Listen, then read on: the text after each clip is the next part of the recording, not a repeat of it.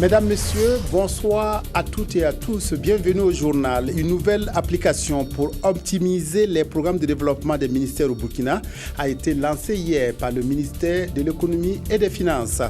Les agents du ministère des Infrastructures, mécontents de la nomination de Moumouni Djigimde, accusé de tous les péchés d'Israël, une conférence de presse a été tenue hier pour une nouvelle tribune de dénonciation. C'est l'épilogue de Faso Academy Estampillé 2014. La finale de la 9e édition se déroule ce soir à Jean-Pierre Guingané et promet d'être indécise. Ainsi donc, on n'arrête pas le progrès et un système d'information des politiques sectorielles, en abrégé SIPS, a été présenté hier par le ministère de l'Économie et des Finances. C'est une nouvelle application pour optimiser les programmes de développement des ministères au Burkina. Reportage Karim Patrick Namouanou. L'acronyme SIPS, c'est le système d'information des politiques sectorielles, une nouvelle application du ministère de l'Économie et des Finances pour mieux planifier, suivre et évaluer les actions de développement au Burkina Faso. Le SIPS permet au gouvernement de fournir des informations détaillées à ses partenaires. Ce sont des indicateurs d'effet qui sont les résultats de la mise en œuvre des politiques sectorielles à moyen terme et des indicateurs d'impact qui vont permettre de suivre la mise en œuvre des politiques sectorielles dans le long terme. Cette rencontre a permis de présenter et de mieux expliquer aux partenaires des services publics et privés les avantages du SIPS. Pour y accéder, tapez www.sips.gov.bf. Les succès de 2014 et les défis à relever en 2015 ont figuré en bonne place à l'ordre du jour du CACEM, du ministère de la Communication, chargé des relations avec le CNT. Ce deuxième conseil d'administration du secteur ministériel est une occasion pour les cadres du ministère d'examiner leur contribution à la réussite de la transition. Reportage Maxime Zongo. Cadre d'échange pour évaluer l'exécution des activités de l'année, ce CACEM va surtout donner l'occasion aux participants d'envisager les enjeux futurs du ministère. Des enjeux marqués par des défis énormes au regard du contexte et les attentes de la population. On est dans une période transitoire et il faut travailler donc sur la question des élections qui sont quand même un des points majeurs de l'action gouvernementale. Il faut travailler aussi sur la coordination de l'information gouvernementale pour communiquer et faire comprendre et savoir à la population ce qui est en train de faire au sein du gouvernement et pour que tout se passe bien. Au-delà de cela aussi, évidemment, il faut travailler avec le Parlement. Vous savez, donc, il y a énormément de réformes qui vont être entreprises. Il faut donc arriver donc, à organiser donc, cette structure pour qu'elle puisse évidemment être au rendez-vous et faire correctement son travail avec les réformes qui seront élaborées et mises en œuvre. Examiner et adopter les rapports d'activité de l'année 2014, présenter les objectifs prioritaires, les défis et les perspectives de 2015, voilà les principaux centres d'intérêt de ce deuxième CACEM de l'année.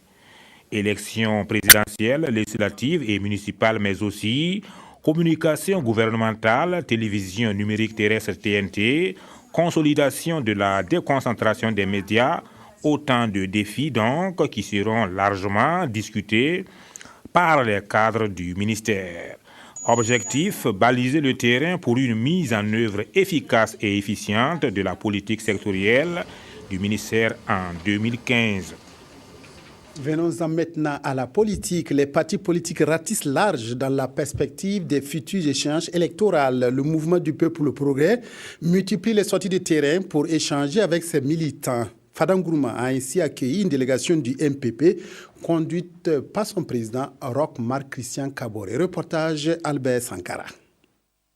Le bureau exécutif du mouvement du peuple pour le progrès MPP est venu échanger avec ses différentes structures de base, sections, sous-sections et leurs sympathisants de la région de l'Est et également leur apporter des réponses. Nous sommes venus surtout les encourager, montrer qu'au Burkina Faso, il y a une ère nouvelle avec la transition et montrer que également un des aspects importants de la transition, c'est de faire en sorte que nous puissions avoir des élections transparentes d'ici novembre 2015. Et donc inviter les uns et les autres à faire en sorte que les militants puissent encore, s'il y a une réouverture des listes, s'inscrire encore pour ceux qui n'ont pas eu le temps de le faire. Donc vraiment nous souhaitons cette sortie sous le signe de la sensibilisation, de l'information et de la mobilisation de nos troupes. Dans la région de l'Est, sur 814 villages, 542 ont déjà les structures MPP. Et au plus tard, le 31 décembre 2014, tous les villages doivent être dotés de leur bureau. Selon les militants du MPP de l'Est, le parti du Rochmark Christian Kaboré est né au centre mais grandira à l'Est. Les femmes et les jeunes déterminés sont même prêts pour le sacrifice. En tant que femmes, les attentes, c'est de lutter d'abord avec le MPP ensemble, afin qu'on puisse prendre le pouvoir. Et ensuite, que nous puissions donc dégager nos préoccupations qui sont multiples, notamment la prise en charge même de la femme, de son éducation en tant que fille, de son suivi et son intégration dans la société, et qu'elle puisse aussi occuper les responsabilités qui sont généralement réservées aux hommes. Et les activités qu'on mène au niveau du parti MPP, c'est à nos propres frais qu'on le fait. C'est cet accompagnement en tout cas que nous aussi, on donne au parti.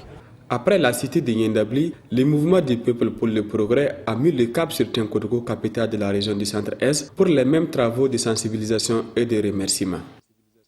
Le chassé-croisé entre les deux poids lourds de l'opposition burkinabé se poursuit à distance. L'Union pour le progrès et le changement UPC, section du Pony, a mobilisé les populations aujourd'hui à Gawa pour une assemblée générale. Elle a connu la participation du président de l'UPC, Zéphirin Diabré. Reportage Dramandadian.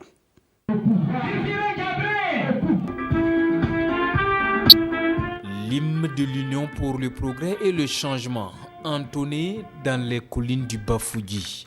C'est une assemblée générale de l'UPC section Pony pour accueillir le président du parti et évaluer par la même occasion le degré de mobilisation des militants et sympathisants de l'UPC dans cette partie du Burkina. Les gens sont venus des différents villages pour effectivement témoigner leur adhésion populaire et à l'UPC pour ses idéaux, en tout cas qu'ils prônent.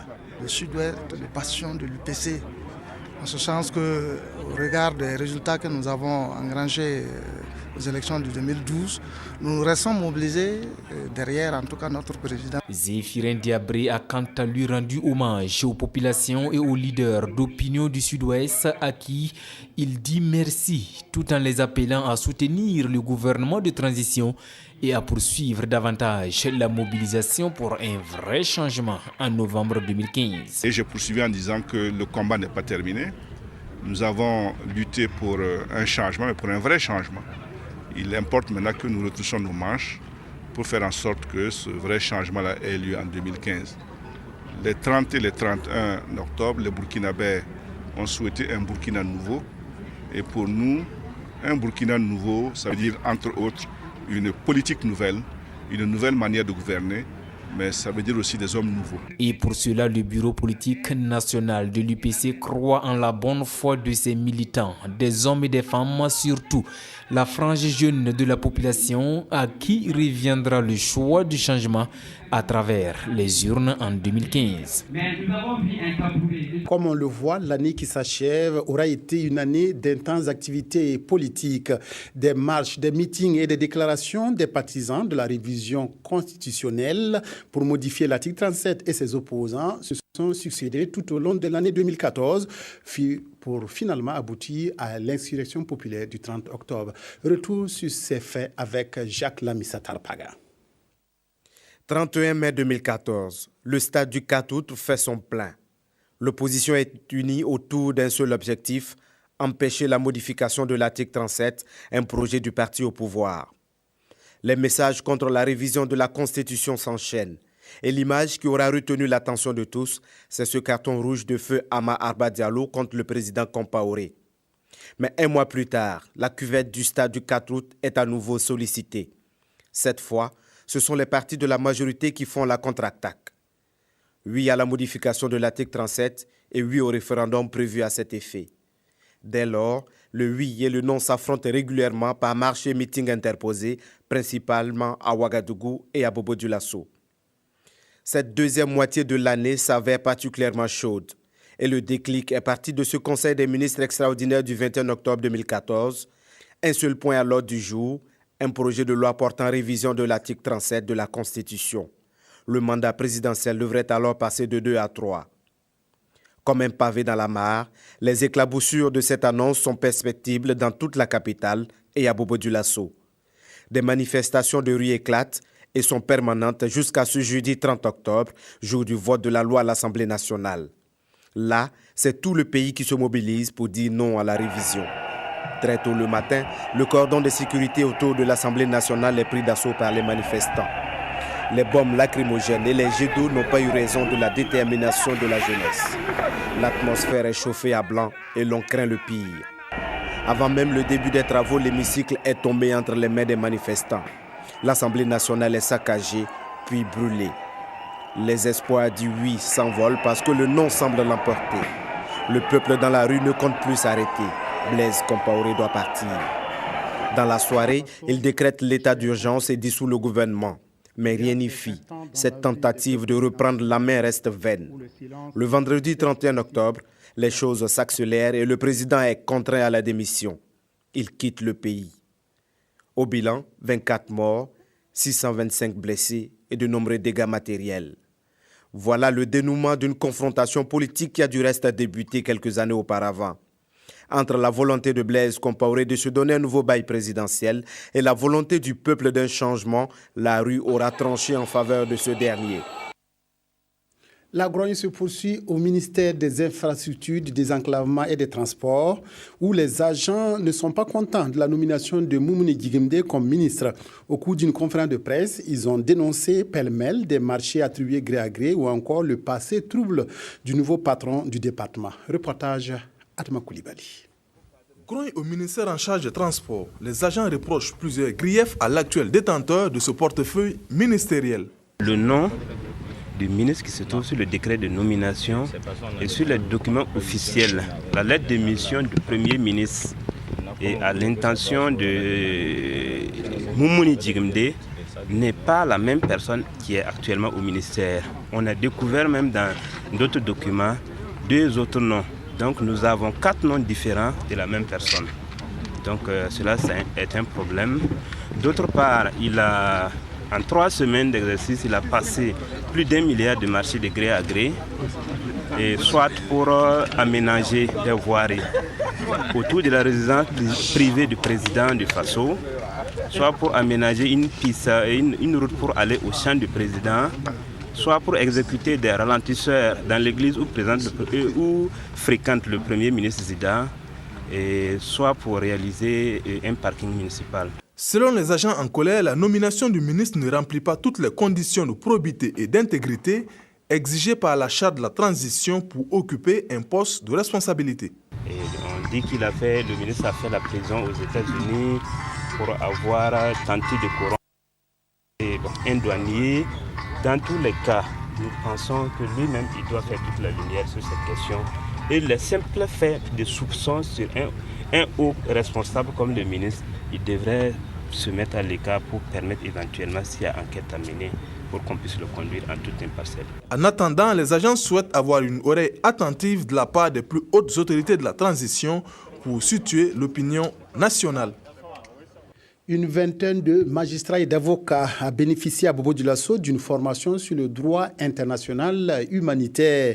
L'atelier avait pour objectif de renforcer les capacités de ces acteurs de justice dans la mise en œuvre des sanctions sur les violations des règles humanitaires. Reportage à Bobo-Dioulasso, Amadou Lougué.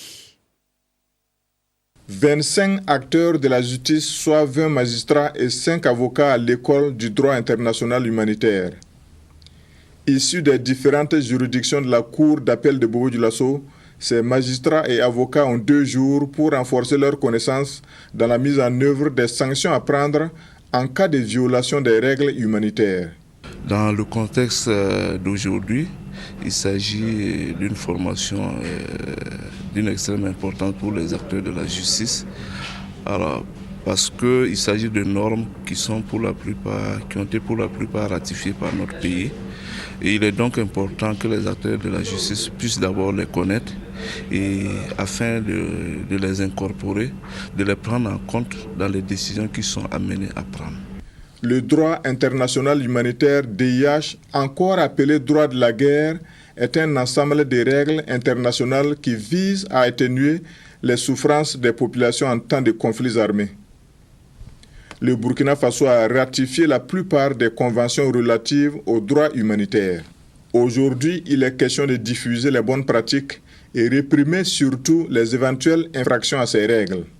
Le droit international humanitaire interdit que pendant un conflit, on puisse aller bombarder ou détruire des biens qui sont vitaux pour la survie de l'homme et qui ne sont pas déterminants dans l'issue du conflit. Cet atelier de Bobo Dioulasso fait suite à une série de formations entreprises depuis 2011.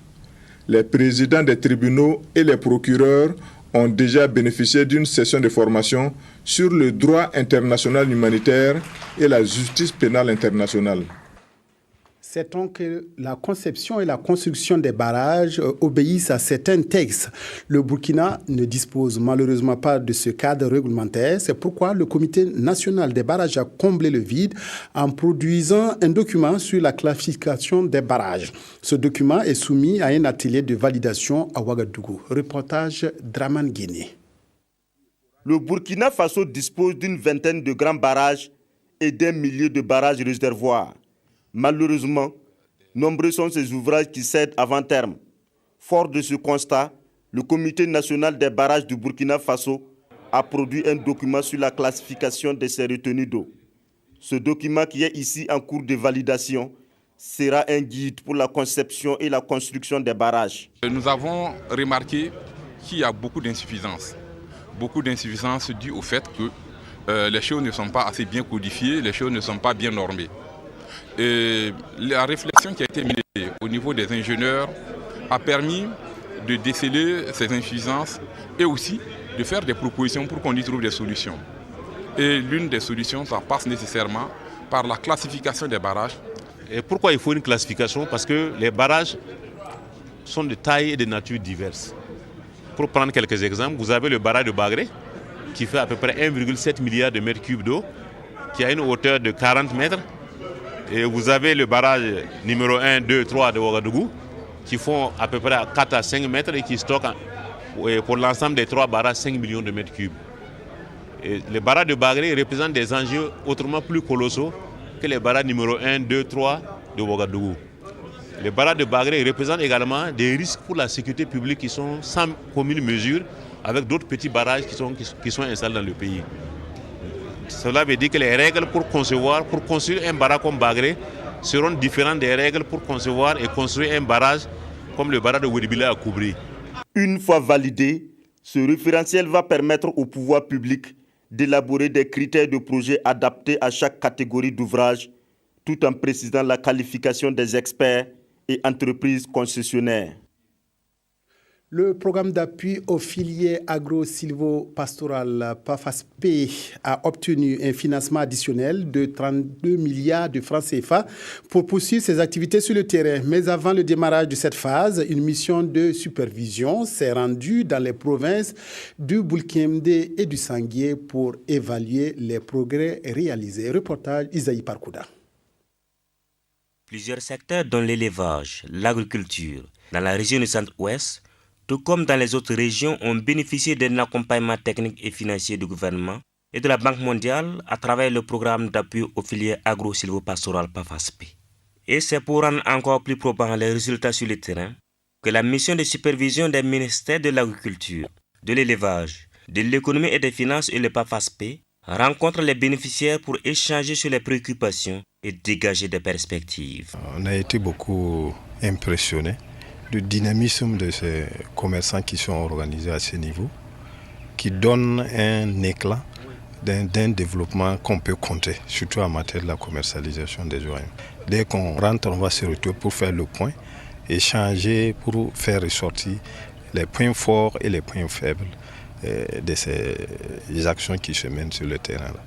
Mise en œuvre depuis janvier 2007, le PAFASP vient de bénéficier en octobre dernier d'un financement additionnel de l'ordre de plus de 32 milliards de francs CFA. Ce financement additionnel permettra de renforcer les acquis et d'accroître la compétitivité des 4 filières ciblées. Il s'agit des filières mangue, oignon, bétail, viande et volaille locale. Il y a l'irrigation qui est vraiment un volet important du PAFASP et que nous allons appuyer à avoir plus de superficie aménagée. Il y a les infrastructures de production, mais aussi les infrastructures de mise en marché. Ces infrastructures-là sont appelées à être développées avec le financement additionnel. Nous avons d'autres besoins que nous avons suggérés. Nous avons effectivement la tracasserie routière empêche beaucoup de commerçants d'évoluer au niveau de la filière. Cette mission, à l'issue des sites visités, le comptoir d'oignons à Koudougou, la boucherie de Désiré Bonkungu à Réou, a permis à la délégation de s'imprégner des difficultés et de l'impact réel du programme sur la vie des populations. Il faut noter que des 32 milliards, 24 milliards 500 millions de francs CFA résultent du prêt octroyé par la Banque mondiale. Des compétences formées au Centre de formation agricole et artisanale de Tangaï dans le Yatenga sont prêtes désormais à participer au développement agricole du Burkina. Cette formation a été possible grâce aux efforts de l'association Formation Développement Ruralité et de ses partenaires canadiens. Les précisions de Claudine Bikaba. Ces lauréats sont appelés à promouvoir le développement durable en milieu rural par la croissance de la productivité. Ces jeunes se sont familiarisés pendant 3 ans avec les techniques agricoles, la maçonnerie, la menuiserie, la mécanique et l'électricité. L'objectif principal, c'est d'initier ces jeunes-là aux techniques de production agro-silvopastorale afin qu'ils puissent mettre en place des exploitations modernes. Parce que notre agriculture traditionnelle, qu'on le veut ou non, doit se métamorphoser, doit changer, doit, en tout cas cette dynamique de rénovation pour être des exploitations agricoles qui répondent aux besoins alimentaires des populations. Cette formation a pu se dérouler grâce aux efforts de l'association Formation Développement Ruralité et ses partenaires canadiens. Le centre leur a donné une formation adéquate, diversifiés, donc ils pourront être de très bons acteurs de développement dans leur région. C'est des jeunes qui viennent de terminer une formation, qui s'engagent dans la vie, qui ont besoin de tous les appuis nécessaires. Maintenant, avec notre projection 2020, donc la programmation qu'on est en train de développer, je pense que c'est des jeunes qui seront pris en considération dans leurs exploitations pour qu'ils puissent contribuer au développement économique de la région. Une formation qui permet aux jeunes de s'installer et de contribuer à l'édification de leur localité. L'association Formation Développement Ruralité, à travers le Centre de formation agricole et artisanale de Tangaï, lutte activement contre la pauvreté et l'exode des jeunes. Elle entend les années à venir s'investir dans la micro-entreprise. De promotion, elle a eu lieu à l'école de santé Louis Pasteur de Koudougou dans le Boulkemde. Cette école a mis à la disposition du ministère de la Santé des agents compétents. La promotion baptisée Honneur et Ardeur a prêté serment samedi dernier au cours d'une cérémonie solennelle. Zalissa Sanfo. Honneur et ardeur, des mots, mais des actes que ces élèves de la 3e promotion de l'école de santé Louis Pasteur de Koudougou ont décidé de placer au centre de leur carrière. Un nom de baptême qu'ils disent avoir choisi parce qu'ils savent que la fonction d'agent de santé est astreignante et très délicate. Aussi, ils ont juré de l'exercer selon les règles de l'art. Parents, amis et connaissances ont fait le déplacement pour les soutenir dans cette nouvelle vie à laquelle ils sont désormais voués, mais aussi pour accueillir ces nouvelles compétences qui vont les aider un jour dans leur quête de santé. Restons dans le Boulkemde où la 15e édition de la fête du poulet de pois s'est tenue mardi et mercredi dernier. Cette foire commerciale est une occasion de mettre en valeur les produits issus de l'élevage de la volaille. Cette manifestation a une nouvelle fois bénéficié du soutien de l'ambassade de Chine et du projet d'amélioration de la productivité agricole. Les précisions de Jonas Wemba. Le département de Poix dans la province du Boulkemde retient une fois de plus l'attention du gouvernement, des partenaires techniques et financiers pour son aviculture.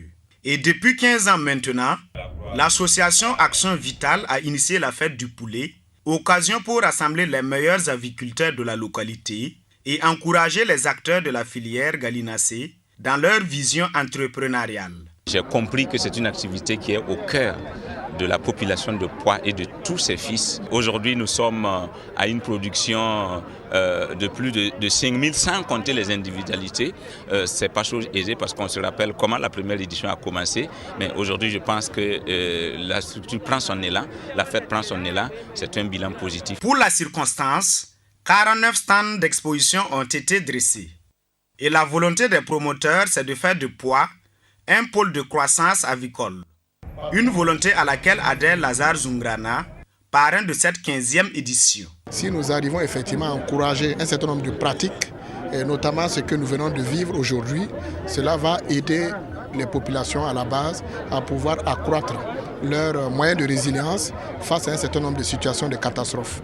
Donc nous saluons une telle initiative et notre souhait est que cette initiative continue de se renforcer au bénéfice donc des populations les plus pauvres.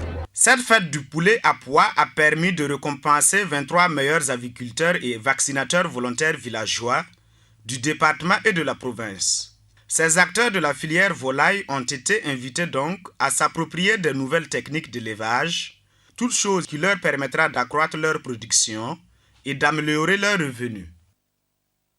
La finale de Faso Academy 2014 aura lieu ce soir au Palais de la Jeunesse et de la Culture Jean-Pierre Guingané. Elle met aux prises 5 jeunes filles et garçons. Et pour un avant-goût de cette soirée dédiée aux jeunes et à la musique, nous retrouvons Nixon sur place. Bonsoir Nixon.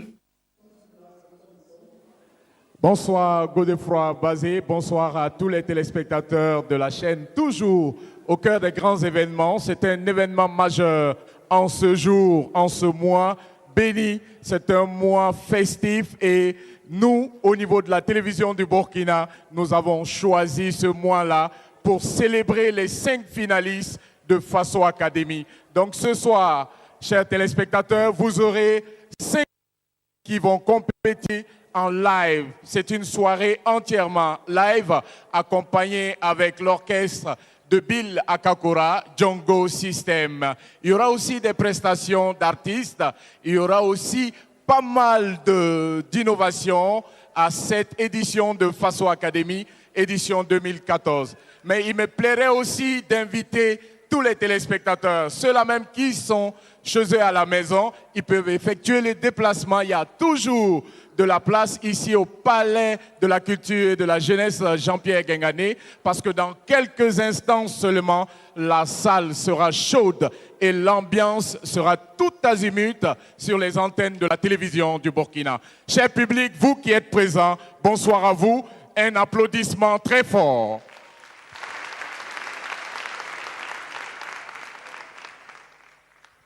Alors, Godefroy, vous venez de le constater, et il faut dire, il faut le rappeler, c'est la seule compétition ici au Burkina qui récompense à hauteur de 3 millions de francs CFA. Et ce soir, il faut le rappeler, le premier, le sacré finaliste, le sacré premier de ce soir, ira chez lui avec la cagnotte de 3 millions de francs CFA offert par la RTB. Et je pense que cela s'applaudit. Ainsi donc, Godefroy Bazé, on va inviter tous les téléspectateurs, ceux qui peuvent effectuer le déplacement, à nous rejoindre ici. Sinon, restez scotchés devant votre poste téléviseur.